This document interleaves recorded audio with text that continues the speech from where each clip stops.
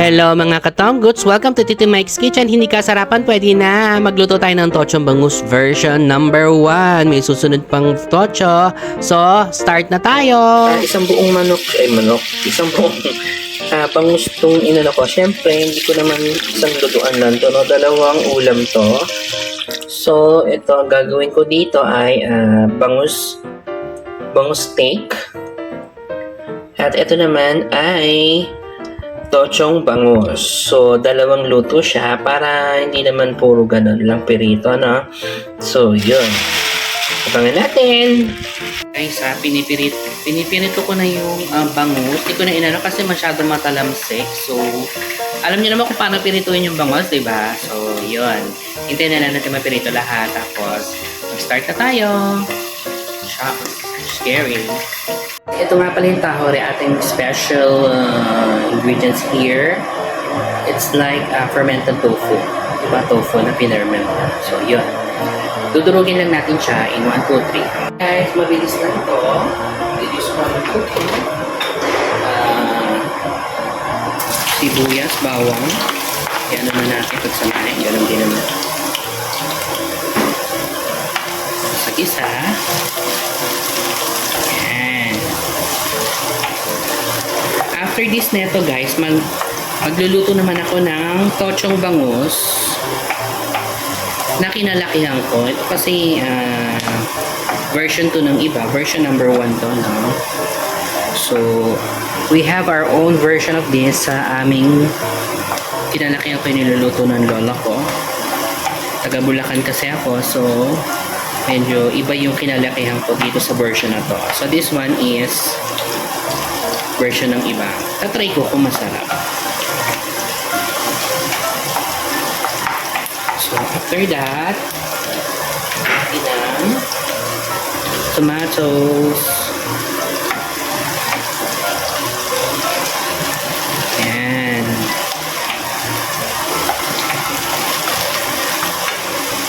Sangkot siya lang.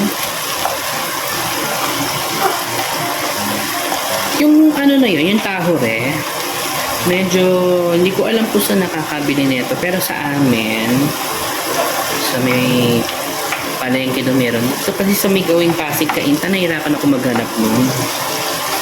So, ayun. Pero feeling ko sa mga malalaking market, as in palengke talaga, nandun sila. Yan. Tapos nun, tingnan natin yung tahore. Nadurog na, di ba? Yan.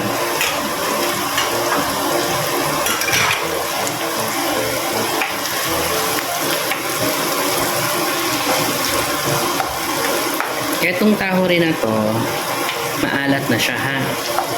So, mamaya, konting-konting mga pampaalat na lang yung kailangan natin dito kasi bukod dito, meron pa tayong black beans which is maalat na rin.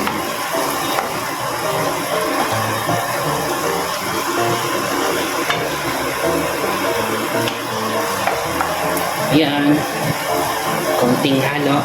May lalagay na natin yung bangus. Lalagay na natin itong fermented beans. Super fermented na siya. Konti. Ayan. Touch. Hindi naman lahat.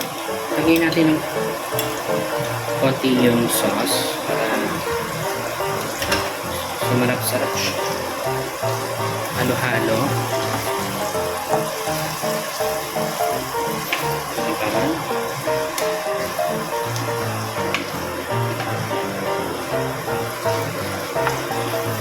So, bago natin ilagay yung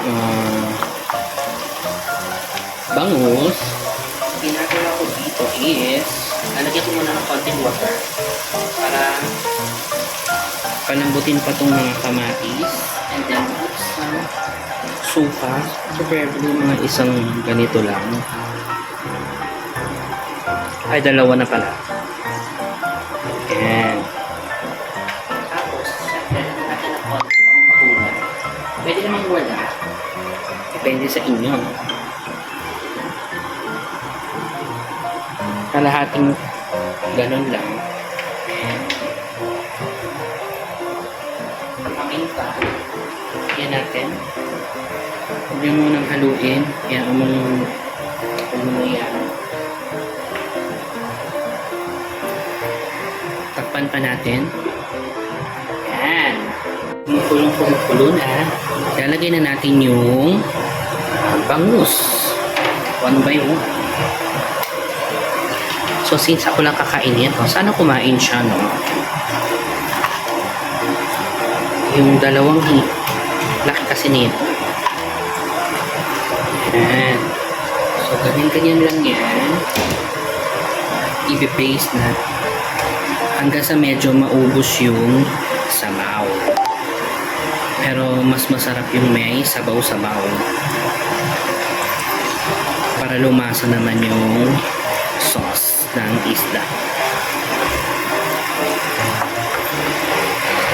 Yan. Ikot na pampalasa. Kung anong pampalasa gusto nyo. And we're done. 1, 2, 3, 4. That's it. Pakuluan ng mga 1 minute. Tapos na. So, i-plate na natin. Mamaya makikita niya na medyo yellowish yung kanyang sauce dahil nga doon sa turmeric. Hindi ko na video kasi nasira pala yung file. So, anyways, meron siyang turmeric. Naubos na kasi yung luya ko. So, yun ang kapalit niya. Kung wala man turmeric, pwede din naman yung salabat powder. Pwede yun.